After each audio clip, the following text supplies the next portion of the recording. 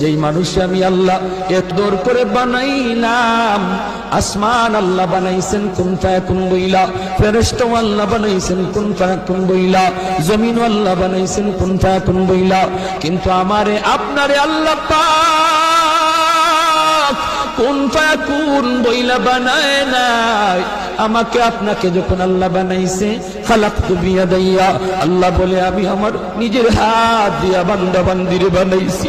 কারণ এই চেহারার মধ্যে এত দামি কপাল, ওই কপাল দিয়া বান্দা আমার কুদরতি কদমে সাজদা দিবে।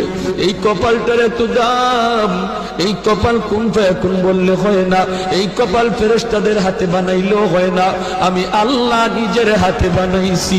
ইংলিশে অনার্স পড়ুয়া একটা যুবক, সে যদি নবীর সুন্নাত তরিকায় চললো, আল্লাহরে ভয় কইরা সব গুনাহ থেকে বাঁচলো, তুমি কেন